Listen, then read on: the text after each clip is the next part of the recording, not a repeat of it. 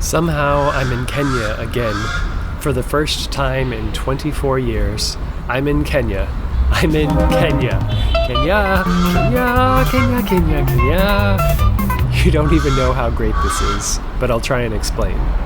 I was born and grew up in Kenya. Best childhood ever, obviously. My parents were from the States, and even though we dropped by the old US of A from time to time on furlough to see relatives, it wasn't my home. For my sister Michelle and I, Kenya was home. In Nairobi, we went to a school called Roslyn Academy, and then we moved to Kijabi, where I spent 4th grade at RVA. And then, for some reason, we moved to Colorado. I was only 11 at the time, and did okay with the change. But Michelle was going into 9th grade, a giant public high school, and big-time trauma. Lucky for us, this USA experiment only lasted 2 years, and then we came to our senses and went back home to Kenya. We went back to Roslyn Academy, and everything was great. Then, when I was just about finished with 10th grade, the worst thing happened. My parents told me we had to leave Kenya again, for a bunch of reasons my teenager self didn't care about, and go live in Florida. That summer, despite my desperate pleas not to go, we packed up and moved to Florida, to a cookie-cutter suburb the likes of which I had only seen in the movies. I started 11th grade at the most gigantic and terrifying public school imaginable, and I got my own heavy dose of trauma. For Michelle and I, these traumatic forced moves away from our home in Kenya, right in the middle of puberty, had a very particular side effect. We both developed an obsession with all things Kenya. For me, Kenya became a muse. I made music and art and wrote stories inspired by the mythologizing of my childhood home. Michelle did her own obsessive mythologizing. We both scoured our family's collection of Kenya photos over and over again to get that delicious feeling of home. We huffed the woven grass baskets and leather drums and tried to make our chai taste like it did in Nairobi. My obsession with all things Kenya would come and go over the following years, but at some point I realized it would probably be healthier if I stopped thinking about Kenya as home and started thinking about where I was currently living as home. So, very deliberately, I killed that little boy inside of me that was always shouting, Kenya, Kenya, Kenya, Kenya, Kenya, and I made home in Florida. I fell in love with summer storms and lake swims and oak forests, and I fell in love with Anna, a Floridian, and we got married and then really made home. I was happy in Florida. I was okay with never going back to Kenya. I had gotten over Kenya. And then, about this time, my mom asked my sister and her boyfriend and me and Anna and Dad if we all wanted to take a trip to Kenya. No way! My sister and I practically shouted. Don't you even know how difficult it's been to finally break up with Kenya? And anyway, everything there has probably changed so much that if we go back, it'll only ruin all our perfect memories. I'm sure my mom was a bit confused by our reaction. But that was that. We weren't going to Kenya ever again. I was going to be happy in Florida. And honestly, I really was happy living here. Life was great. And then, several years after that, my mom asked again. I got invited to a retreat center in Kenya to make art. Dad doesn't want to go, and I won't go if you and Michelle don't come with me. No! We'll think about it! We shouted in distraught unison. A short time after, Michelle agreed. But I really didn't want to go, despite feeling like a jerk about denying Mom this opportunity. I continued to be in emotional turmoil about the decision, until one day I accidentally said, after all the times Mom flew us to Kenya, it's the least we could do to escort her just this one time. Which Mom took to mean, yes, I will go. And so we were going. We were going to Kenya for a month for the first time in 24 years.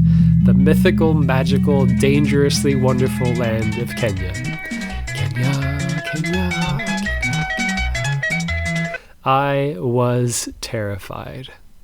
But once it sunk in, Michelle and my obsession with Kenya came roaring back. We have to document everything. This is our one chance to record all the parts of Kenya we didn't record when we were kids because Dad was the only one with the camera. Michelle bought a camera, a Pen Spy camera, and she had a fancy phone camera. I bought an action camera, a sound recorder with in-ear microphones for recording 3D sound, and I had a fancy phone camera. We both bought vests to keep all our equipment in. We were going to record the heck out of our trip. If a box of Kenya childhood photos had kept us sated for 24 years, the recordings that we were going to make during this trip were going to last us for the rest of our lives, hopefully. The next few months prior to the trip were a mix of excitement, panic, and surreal disbelief. Like I said, I was terrified of going back to Kenya. Terrified that Kenya would be unrecognizable to me. Terrified of being an extreme introvert and going to a country where I wouldn't ever be able to be invisible on account of my paleness. Terrified of Nairobi. Terrified of the Kenya police. Terrified that the trip would be too good and I would regress back to my full-time Kenya obsession. Terrified that I would see the States in a less favorable light after getting a taste of Kenya again. One phrase kept repeating in my head over and over again. I wonder what this trip is going to do to me. And also, what am I doing? Okay, 2 phrases. Eventually, the time came. We said goodbye to Dad, Anna, and Mike, and got on the plane, headed toward Kenya. I still didn't believe it was happening. Every good adventure needs a gauntlet. Somewhere over the Atlantic Ocean, I died. Okay, not really. That's just what I call fainting, because that's what it feels like to me when I come out of a faint, like I've come back from being dead. I didn't even know it was possible to faint while being seated. But the stress of the trip, leaving Anna, being crammed into an airplane, being around so many strangers, and being shook up by severe turbulence for the last hour or so, finally caught up with me, and my vagus nerve decided I needed a reboot. So I turned myself off, much to the horror of my mom and sister sitting next to me. Sorry about that. I came back from the dead to my sister repeating my name and asking if I could hear her. I was okay. I was alive. I had passed the gauntlet. I didn't die any more times during the flights. And then, somehow, about 5,000 hours later, we landed, and we were in Kenya again. Kenya, Kenya, Kenya! Skynest. Our temporary rented residence in Nairobi is smack in the middle of Westlands, steps away from our favorite childhood shopping centers, Sarit Center and the Mall. I have visited this place in my daydreams and actual dreams so many times that I'm not quite positive this is actually really happening. The jet lag and the cortisol are also modulating the experience. Am I really in Kenya? Is this real? I have to keep pulling myself back into my body. I feel raw and skinless, just a floating bundle of sensitive nerves. I'm laughing and crying a whole bunch, and it feels pretty great. And it also feels great to have Michelle here, experiencing things in a similar way. Mom is happy to be in Kenya, but she doesn't quite have the obsession that my sister and I have with the country. Oh my gosh, we are in Kenya. Am I explaining myself properly? It's like if your favorite food is cake, and you've denied yourself cake for 24 years, and suddenly you are in a country where everything is made of cake, and everything you do, see, hear, touch, smell, taste is like eating cake. That's what it's like being in Kenya again. Non-stop cake. Prior to the trip, Michelle made a list of all the essential memory touchstone places we wanted to visit while we were here. Now that we're in Nairobi, we keep adding new places to the giant list as new memories are triggered. It feels a bit like trying to pack the 24 years since leaving Kenya into a single month, and it feels imperative that we visit all these places. Roslyn Academy, our old elementary and high school. Being here again feels so good. We giddily take a guided tour, then park Mom and proceed to run around like maniac elementary, middle school, and high school kids, documenting everything. It's quite possible that we are both trying to gather proof that what we are experiencing is actually real. After Roslyn, we spend 2 days getting our bearings in Nairobi, And then Mom heads out to the retreat center to make art. And Michelle and I get on a plane. I know, another plane. After so recently dying on a plane, I'm really not ready to fly again. But I can't have more cake until I go through another gauntlet. Lucky for us, Kenya Airways somehow makes the trip entirely free of trauma. And now we are, somehow, in Mombasa. We stay at a fancier hotel than we used to stay at when we were kids, but the place nails the childhood vacation vibe. We even get to walk down the beach to see the abandoned hotels we always used to stay at, peering intently through the fence like we were going to catch a glimpse of our childhood selves running through the empty lobby. And outside the hotel grounds, the area feels even more time travel-y, more laid back, like Nairobi used to be in the 80s and 90s. We soak it in as much as we can, but the time in Mombasa zips by. And then we launch ourselves back into the wonderful chaos of Nairobi. Nzuri kabisa. Nairobi continued. We pull out our list of nostalgia pilgrimage sites and dive in. The mall. This place feels practically unchanged, a 90s Nairobi time capsule. We sit in a cafe and eat our perfect samosas and drink our perfect chais and soak it all in. I used to love hanging out in this place when I was a teenager. I still love hanging out in this place. The Nairobi National Museum and Snake Park. This was our favorite theme park when we were kids, and nothing has changed. Okay, everything has been moved around a bit, but it's all the same stuffed animals and human ancestors and cultural artifacts. We delightedly inspect every dang object in the building and document all of it, multiple times. When we are positive that we've gone through every single display, we pop outside for a perfect chai, and then we go to the Snake Park. Which, yeah, as an adult now, maybe you have to feel a little bit bad for the reptiles and fish in their tiny cages and aquariums, but nah, never mind. This place is great. We wander through the park in a sea of Kenyan school kids, matching their screaming enthusiasm for every single reptile in the place. Snakes, chameleons, crocodiles! How can you not love this place? Outside Snake Park, we take a winding path down to the smelly and foamy Nairobi River, and then stop at a playground where a small sermon is happening a few meters away from screaming children on the noisiest swing set I've ever heard. It's so perfect. Giraffe Center. The slobbering giraffes are pretty fun, but the real nostalgia pings for me are in the creaking floorboards inside the educational building. I walk in circles, listening with delight to the floor orchestra. And the nature trail across the road is just as great as I remember it. Day Driver Day. This is the day we try and do everything in one day. We hire a driver, Alex, and with amusement, he takes us to every single nostalgic place we can think of. Whispers, Adams Arcade, Valley Arcade, Amani Gardens, Yaya Center, Riara Road. We do drive-bys of all our old homes. We visit playgrounds. The climbing sculpture we used to play on at Adams Arcade is still here, like some sort of sacred monolith that kids like us go on pilgrimages to. We go to shops we used to frequent, video store pharmacies, bookshops, greengrocers. We stop at pretty much every place we can remember hanging out at, if they still exist. And in between stops, Alex teaches us bits of Swahili and a zillion jokes, and puts up with our bad Kenyan accents we can't help doing. The day is pure sensory overload, and so dang wonderful. Michelle and I spend a good portion of the trip trying to figure out why Kenya is so great. Objectively, of course, that is impossible to figure out. But subjectively, just about everything here is giving us jolts of joy.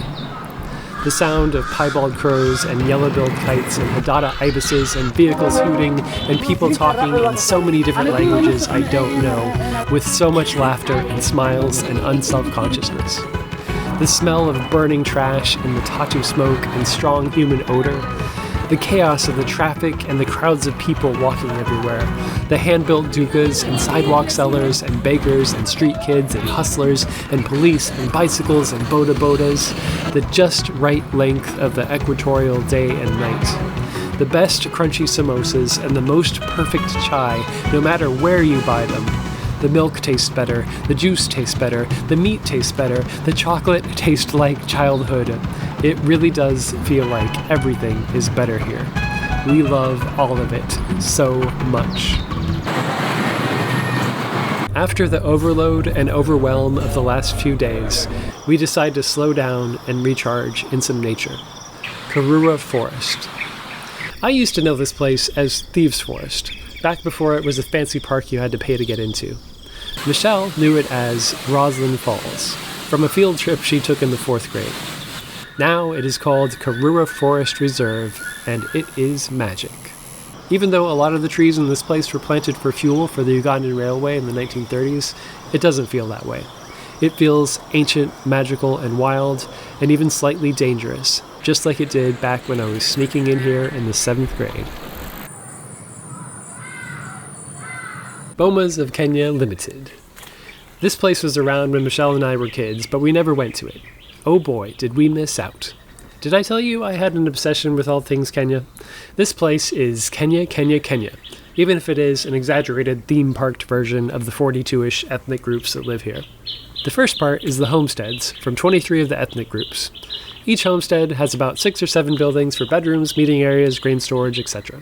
And of course, we have to go inside every single building, oohing and awing and smelling the dry grass and cooking fires and feeling the feels. Wow, the thatch really does act like air conditioning. Wow, this smells great. After our exhaustive tour, we scarf down some Kenyan cuisine, mandazis and perfect chai, and then head over to the Cultural Performances building. We sit in the front row, and I dance in my seat the entire time. The drums make me cry. It's intense. And then one of the groups lets me dance with them. I am euphoric and exhausted, and so raw. Ngong Hills. As kids, we had visited near here, but never climbed any of the so-called knuckles. This time, we head out with perhaps way too much optimism about how many hills we are going to conquer. The incline and the altitude quickly defeat us. We don't even make it to the top of the first knuckle, but it doesn't matter. We hang out with goats, gaze at the vastness of the Great Rift Valley, get weirded out by the surreal giant windmills, and hang out with 2 giggling girls who find us hilarious and try to sell us sweeties. We decline the candies, but get them to sell us some excellent original artworks. The Nairobi Arboretum. This is another place that was around when we were kids, but I don't remember going to. But when we step through the gate, it really feels like stepping back in time to childhood Nairobi. We wander around exploring trails and listening to a concert of birds, kids, an exercise class, and somebody practicing saxophone. The last day in Westlands. The first half of the day we hit Nairobi Safari Walk, which has a mashup feel of the Nairobi Game Park, the Animal Orphanage, and Snake Park, and has giant crowds of field-tripping Kenyan school kids who shower us with completely unjaded mzungu, mzungu, mzungus. The extremely happy kids more than make up for their perhaps less than happy animals. By the time we get back to Skynest, it's almost evening, and both Michelle and I are completely exhausted. This whole trip so far has been non-stop sensory overload, without any sort of protective armor or any chance to recharge my introvert battery. It's great, of course, and I was expecting the trip to go like this, but it's a lot. We sit on the balcony and sip glasses of perfect-tasting milk and nibble bites of childhood-tasting chocolates, listening to the Nairobi soundscape. This is our last day in Westlands. Our last day in Westlands? What are we doing hanging out at a fancy hotel? We should be out in it! I convince Michelle we need to take one last dip into the chaos at peak evening rush hour. We decide to walk around the Sarit Center block and slip into a sidewalk sea of people going home from work, next to a river of honking vehicle traffic that is moving even slower than we are. It is maximum chaos, and it is glorious. We are drowning in cake. And just as we are about to head back to Skynest, 2 street kids find us, and we trade them chocolate bars in exchange for a drawing of Spider-Man and a drawing of their favorite animal, which turns out to be a weevil, which is so perfect. the perfect ending to our whirlwind stay in Nairobi. Tomorrow, we head out to Naivasha to reunite with our mom at the Hadada Retreat Center. Alex, the same driver who took us around Nairobi on our Go Everywhere Nostalgic Day, is driving us to the retreat center in Naivasha. Michelle impresses him by picking the music and selecting old classic Kenyan bands that Alex loves, and he explains all the meanings and metaphors we never understood before. Before heading to Hadada, we take a quick detour to our other old school that we only stayed at for 1 year, but that year felt like 5 years. It was so epic. RVA. The drive to RVA tastes like rhubarb and red dirt and terror, and smells like sheep's wool, and like everything else on this trip, is stacks of memories and dreams overlaid on the current journey, exponentially amplifying all the feelings. RVA is great. Like Roslyn, our tour guide kindly indulges our extreme enthusiasm about everything, and unbelievably, we get to go inside the house we used to live in. Which, have we reached peak time travel yet? Possibly. I get to reenact running up the path towards our house like I used to do at lunch every school day in the 4th grade. And even though the giant boulders I used to call monkey rocks were removed, they left 2 of them for me to monkey jump on. Another mythical memory place verified. RVA is real. Yes, we lived here for a year. We have proof.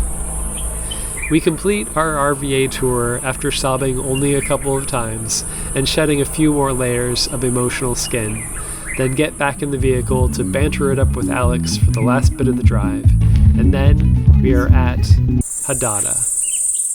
We reunite with Mom, and then finally step out of the frantic emotional whirlwind we've been living in for the past weeks. Everyone has been telling us how calm and relaxing Hadada is. There were even suggestions that Michelle and I not spend so much time in the chaos of Nairobi and instead just come out here with Mom and enjoy the serenity of nature. But now that we are finally here, Hadada isn't calm at all. I mean, objectively, yes, but subjectively, it's so exciting. Granted, it's a different kind of excitement than the Nairobi frenzy. I don't feel like I'm on fire anymore. Now I feel like I'm getting electrocuted by beauty. I'm a walking ball of lightning. This is Lake Naivasha camping trip energy. This is running around shouting, wow, wow, wow, look at that, look at that, look at that, about everything. And there is a constantly changing thrum of bird, insect, nature noise that is working like a film score on me to amplify all my emotions. Not that my emotions weren't already amped up, but now they are amped up in a new way. Everything, including me, is buzzing. Michelle and Mom are staying in a cabin, but I'm staying in a tent. Okay, so it's a little bit more fancy than the tents we used to camp in as kids, but it still effectively reinforces the kid camping emotions. And all this is only inside the retreat compound. Once we step outside the gates, I complete my transformation. For the entire trip so far, I felt a kid-like joy about everything.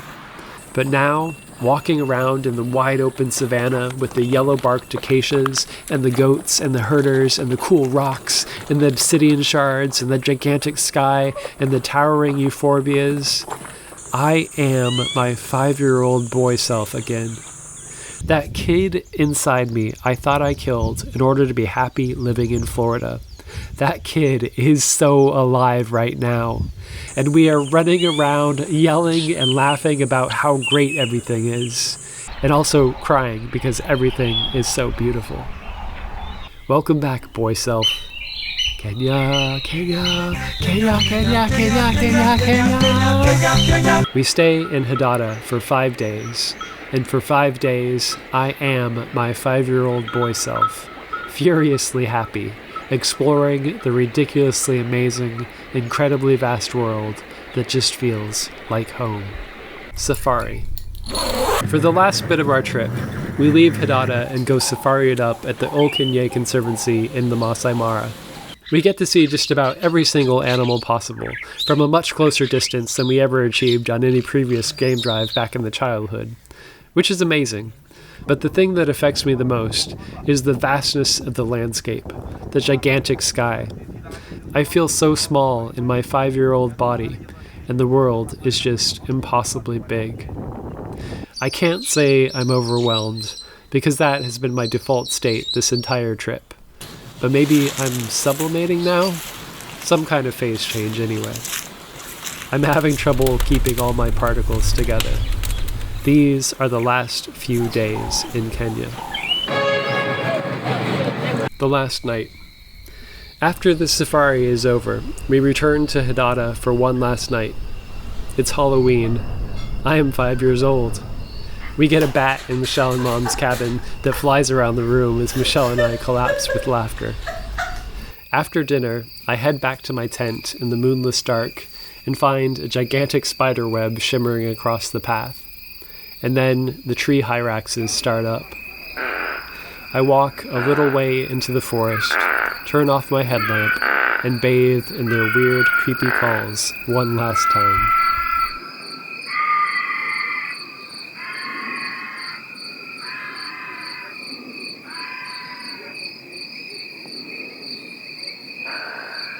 The last day. And then it's the last day in Kenya. The last time I'll ever be in Kenya. The last time I'll ever eat cake. My body feels like a steam cloud made out of boiled tears. I'm not really keeping it together. The last time I'll ever be in Kenya. Nope, it isn't the last time. My boy self says. Oh good, one of us is still cohesive. The deal. When I originally killed my boy self in order to be happy living in Florida, I really thought I was doing something good, something healthy. I thought I was finally growing up, taking responsibility for my happiness, excising the jaded, angsty, unsatisfied part of myself that I had obviously hung on far too long into adulthood. I deliberately constructed this new adult me like I was writing a story about how a person can be happy and make home anywhere, and all habitats all over the world are equally great, and what matters is not where you are, but what you do with where you are. Which is true. But now that my boy self has come back from the dead, I won't kill him again. And so, we make a deal. He'll let me make home in Florida and be perfectly happy there. But I have to take him back to Kenya from time to time so he can recharge and eat cake and be on fire with happiness and all that. It's like a reverse furlough, like when we were a kid and we would go to the States every 3 years or so and just gorge on all the Americanness, only this time we'll be going back to Kenya to gorge on all the Kenyanness. It sounds like a pretty great deal to me. We shake on it and then start singing Kenya, Kenya, Kenya, Kenya, Kenya, Kenya, Kenya, Kenya, Kenya, Kenya, Kenya, Kenya, Kenya.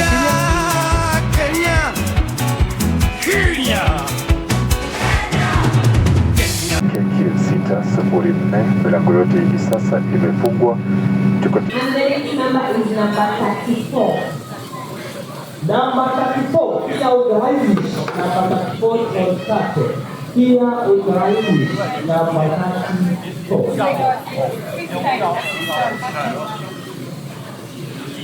Okay, here we go. Number 81. Number 81.